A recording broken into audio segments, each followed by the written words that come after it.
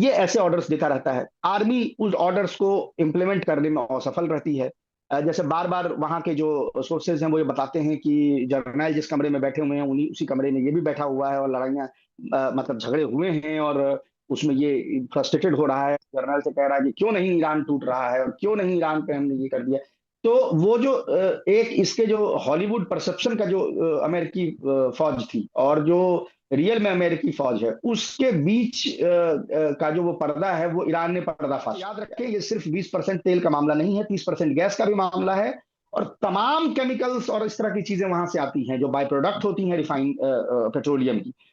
मैं आपको बताऊं भारत में अभी बहुत बड़ी तादाद में फैक्ट्रीज जो हैं वो बंद हुई पड़ी हैं क्योंकि उनके रॉ मटेरियल नहीं आ रहे हैं, या कुछ ऐसी चीजें हैं जिनके रॉ मटेरियल्स के दाम बढ़े हुए हैं, चाहे और तमाम जगहों पे पेस्टिसाइड, प्लास्टिक, यानी सिंथेटिक यार्न, इस तरह की इतनी चीजें हैं जिसके इंग्रेडिएंट जो है उसके प्राइसेस बढ़े हुए हैं। वो प्रेशर एग्जर्ट अभी होता है। प्रोग्राम दुनिया मेरे आगे में तमाम नाजरीन और सामीन का इस्तकबाल है।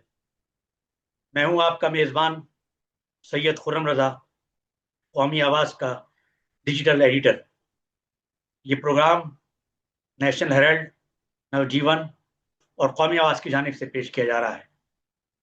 आज के इस पॉडकास्ट में हम एक निहायत अहम और बदलती हुई आलमी हकीकत पर गुफ्तगू करेंगे, जिसे AI वॉर यानी मसनूई जहानत की जंग कहा जा रहा है। जदीद टेक्नोलॉजी, ड्रोन्स, साइबर हमलों और डेटा एनालिसिस के इस दौर में सवाल ये है, क्या वाकई अमेरिका इस जंग में मसनूई जहानत के भरपूर तरीके से इस्तेमाल कर रहा है? और अगर ऐसा है तो इसके आलमी असरात क्या होंगे? इसी के साथ हम इस पहलू का भी जायजा लेंगे कि गैर मुअय्यना मुद्दत की जंग बंदी का ऐलान क्या ईरान के मुकाबले में अमेरिका की किसी कमजोरी की अलामत है या एक पेचीदा सिफारती हिकमत अमली है। अमरीकी फौजी क़यादत में हालिया तब्दीलियां, आबनाए हुर्मुस की स्ट्रेटेजिक अहमियत और नाटो ममालिक का बदलता हुआ किरदार, ये सब मौज़ूआत आज की गुफ्तगू का हिस्सा होंगे। रहिए हमारे साथ एक जामे और बसीरत अफरोज तजिए के लिए। ये दरअसल एक नई नौयत की जंग को जाहिर करने के लिए है। मसनूई जहानत की इस्तेलाह इस्तेमाल की जा रही है। इससे मुराद वो जंगी हिकमत अमली है जिसमें जदीद टेक्नोलॉजी, ख़ास तौर पर मसनूई जहानत, ड्रोन्स, साइबर हमले और डेटा एनालिसिस के बड़े पैमाने पर इस्तेमाल हो रहा है। सौरभ साहब, हमें बताइए, क्या अमेरिका मसनूई जहानत का इस जंग में इस्तेमाल कर रहा है? देखिए, काफी दिनों से एआई का यूज अमेरिका भी कर रहा है और इसराइल भी कर रहा है। उसकी इफेक्टिवनेस कितनी है, वो किस तरीके से उसका इम्प्लीमेंटेशन हो रहा है, इस पे तो अभी बड़ा मुश्किल है कहना। हालांकि कुछ चीजें निकल के आई हैं जो इस तरफ इशारा करती हैं कि एआई पे डिपेंडेंसी एक्चुअली में उससे ज्यादा सिविलियन कैजुअलिटीज वगैरह हो रही है। इनफैक्ट क्या होता है कि अगर आप मशीन को ये कहते हैं कि आप अंदाजा लगाओ, तो उसके अपने लिमिटेशंस हैं क्योंकि उसके पास डाटा नहीं है। दूसरा ये भी है कि जैसे ही आप फर्स्ट वर्ल्ड के बारे में एआई को कुछ कहने को कहते हैं, तो फर्स्ट वर्ल्ड चूंकि इतना डेटा ड्रिवन है, इतना डेटा उसका अवेलेबल है कि हो सकता है कि उसमें उसके आकलन जो हैं वो मोर और लेस ठीक हो। लेकिन जैसे ही आप ईरान जैसे कंट्री के बारे में आते हैं जहां पर कि जिसके बारे में डेटा बहुत ज्यादा अवेलेबल नहीं होता है क्योंकि उन्होंने एक अपना फायरवॉल क्रिएट कर रखा है, तो फिर एआई के लिए बड़ा ये मुश्किल हो जाता है।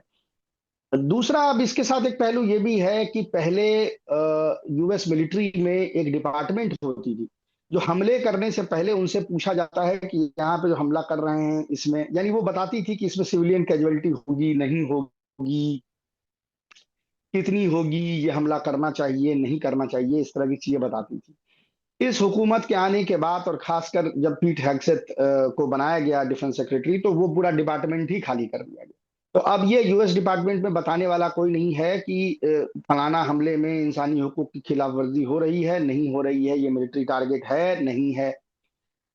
ये जो मिनाब में हमने वो बच्चियों के स्कूल पे हमला देखा, वो इसका बड़ा क्लियर एग्जांपल है कि आप अनटेस्टेड टेक्नोलॉजी यूज करते हैं और उससे जो है सिविलियन कैजुअलिटीज और बढ़ती है। तो इनफैक्ट ये एआई कितना इसमें इफेक्टिव है, दूसरी बात ये भी है कि भाई एआई तो कहीं से डेटा लेके आ रहा है, अगर वो डेटा ही करप्टेड है।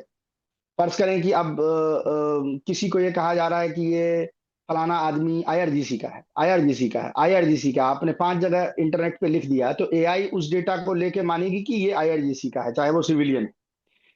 अब एआई इसमें कितनी इफेक्टिव रही है वो इससे अंदाजा लगा सकते हैं कि 90% जो बिल्डिंग डिस्ट्रॉय किए हैं ईरान में अमेरिका और इसराइल ने, वो सारे के सारे सिविलियन बिल्डिंग है। सिविलियन बिल्डिंग से मुराद ये है कि वो लोगों के रिहायशी मतलब ये रिहाइश है।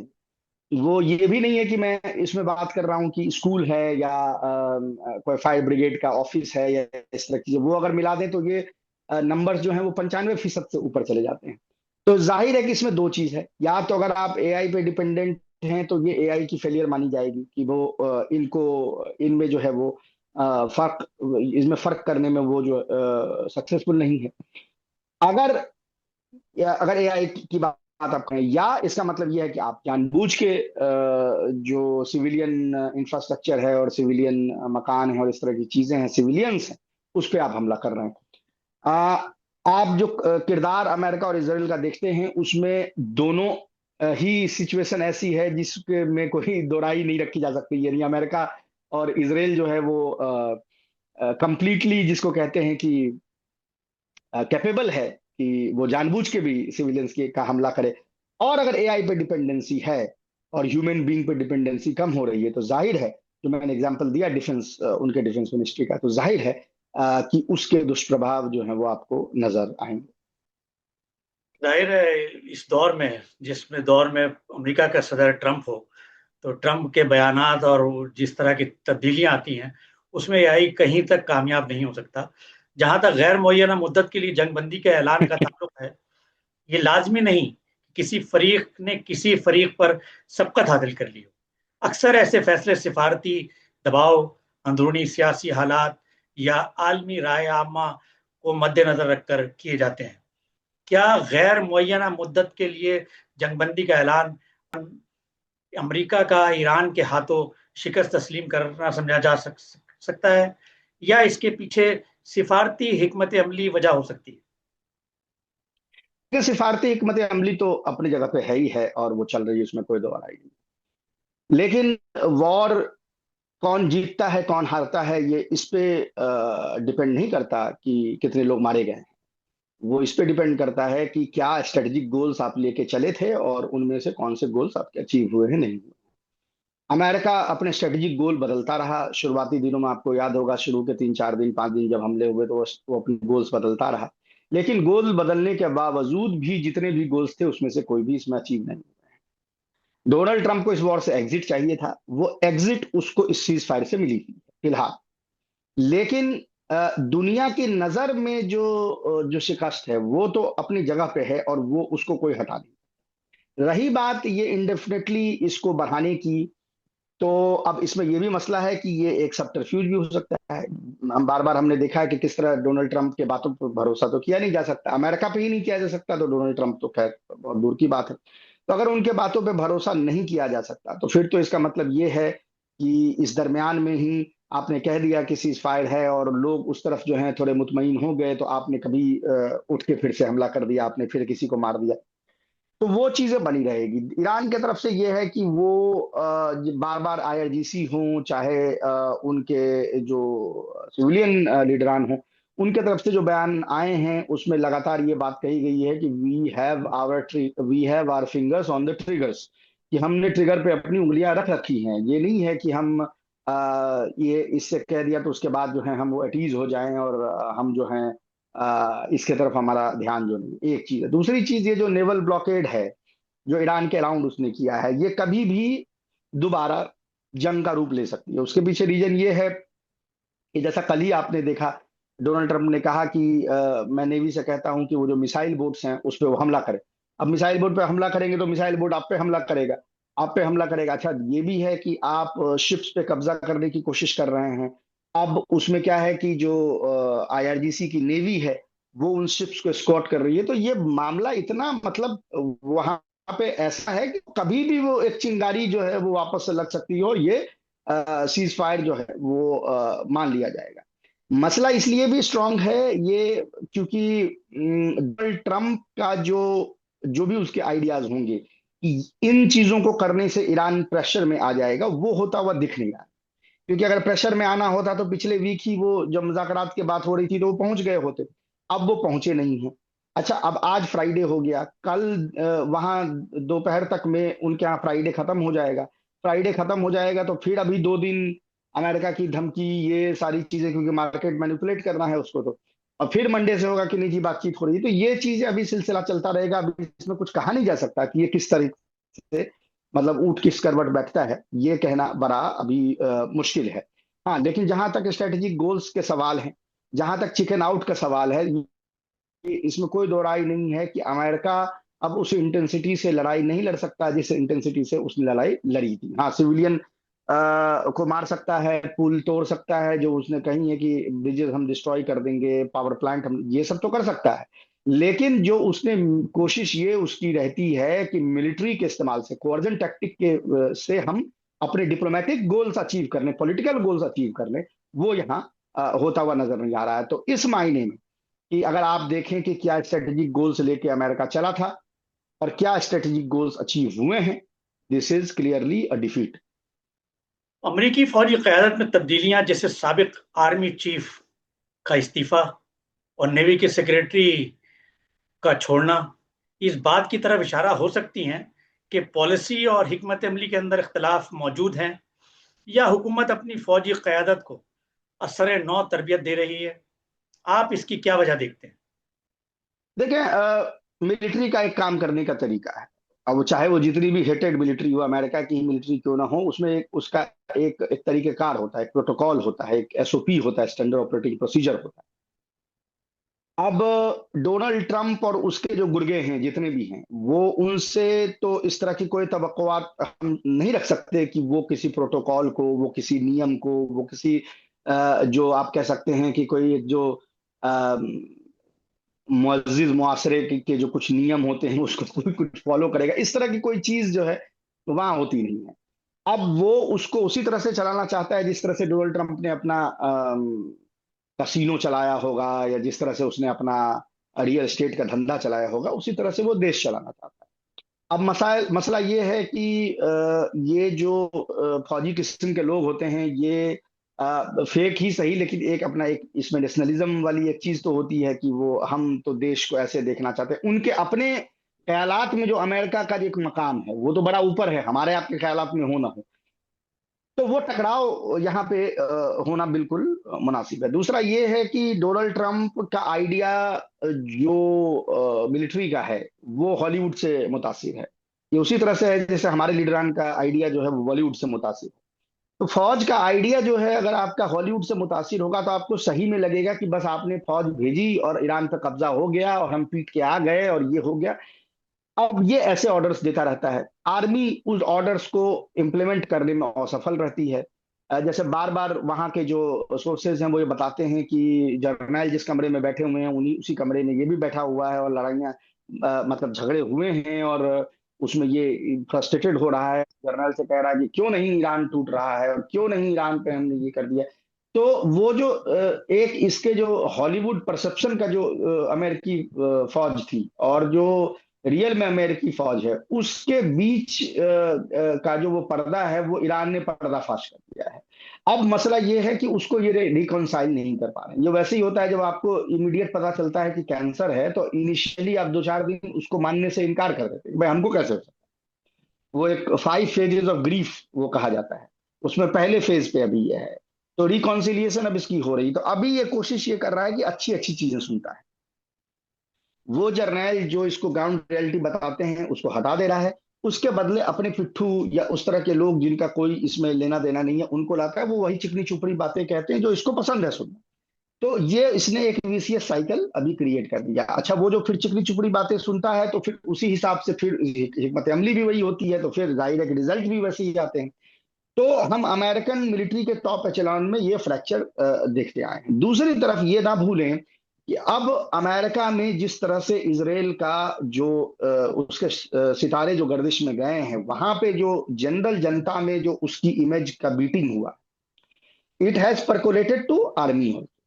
आर्मी में भी लोग अब ये बात कहने लगे हैं, यानी अभी सैकड़ों की संख्या में अमेरिकन सोल्जर्स जो हैं वो अपने चैपलिन को, चैपलिन कहने का मतलब कि अगर मुसलमान सोल्जर है तो अपने उसको मौलाना को, क्रिश्चियन है तो अपने पादरी को, हिंदू है तो अपने पंडित को, ये जो आर्मी में भी इनकी व्यवस्था होती है ना, ये होते हैं वहां पे, उनको उसने कंप्लेन किया है कि हम इसराइल के लिए मरना नहीं चाहते। अब ये अनप्रेसिडेंटेड है अमेरिका की हिस्ट्री में।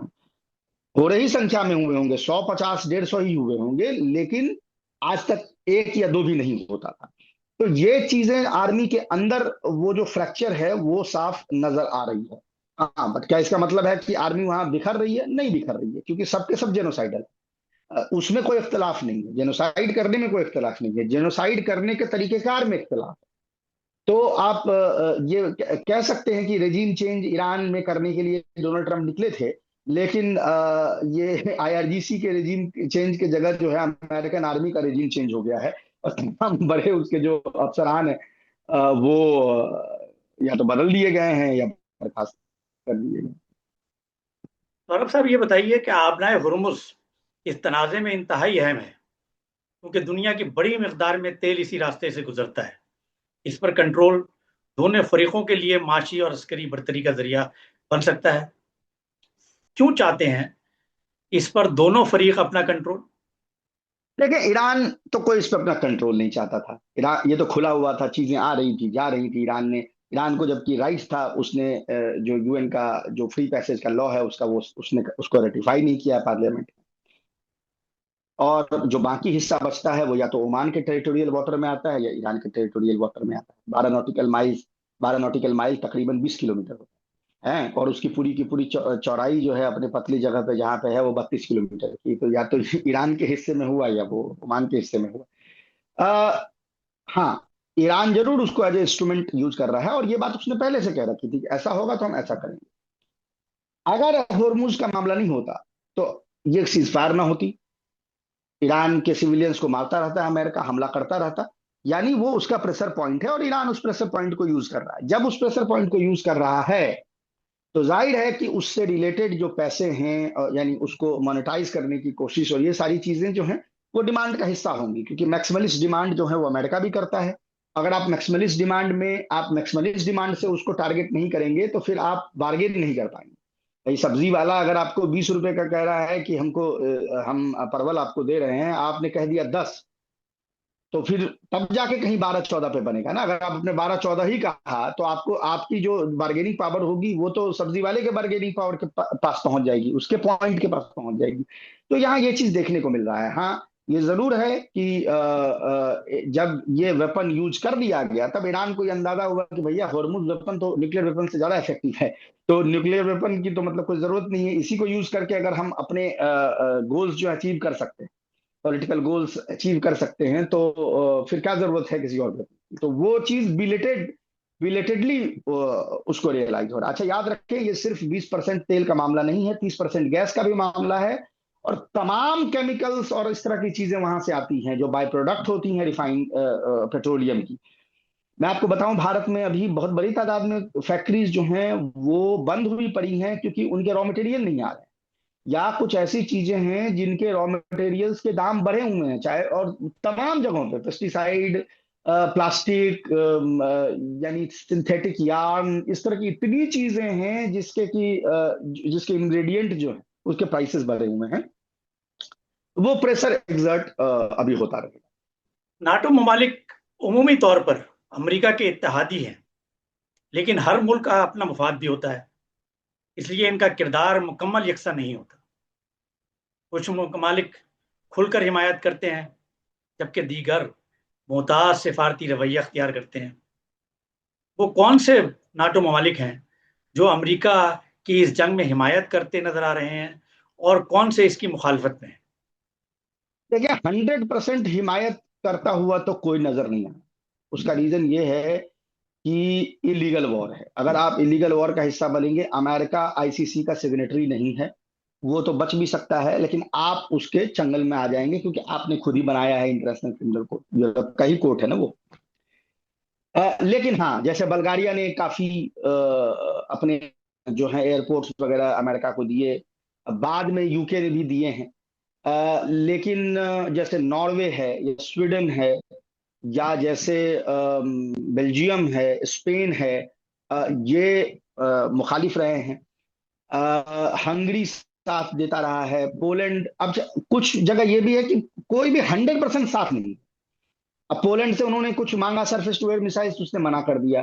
बाद में इटली ने शुरू में हेल्प किया, बाद में कहा कि नहीं, हम मदद आपकी नहीं कर सकते हैं। हंगरी ने शुरू में हेल्प किया, लेकिन अब वहां तख्ता पलट हो गया। भाई, वहां तो नए प्रधानमंत्री बन के आ गए हैं, तो अब उनका कहना है कि नहीं, हम यूरोपियन वैल्यूज को प्रेफर करेंगे अमेरिकन वैल्यू को के ऊपर में। तो एक वो तफरका जो है नजर आ रहा है। और देखें, नाटो की अपने मौजूदा प्रारूप में जो नाटो है, उसकी तो ये उल्टी गिनती शुरू हो गई, इसमें कोई दो राय नहीं। ये थे हमारे मेहमान सौरभ कुमार शाही, जो तफसील से अमेरिका और मशरिक़ वस्ता के हालात पर रोशनी डाल रहे थे। हमेशा की तरह आखिर में मैं तमाम नाजरीन और सामाईन से गुजारिश करता हूँ कि वो अपनी आरा और तजावीज़ हमें ज़रूर इरसाल करें, ताकि हम प्रोग्राम दुनिया मेरे आगे को आपके लिए मज़ीद दिलचस्प, जामे और बामाने बना सकें। हम अगले प्रोग्राम में फिर हाजिर होंगे, एक नए रुख और एक नई सोच के साथ। तब तक के लिए अपनी मुस्बत सोच को जिंदा रखिए और प्रोग्राम दुनिया मेरे आगे को देखते रहिए।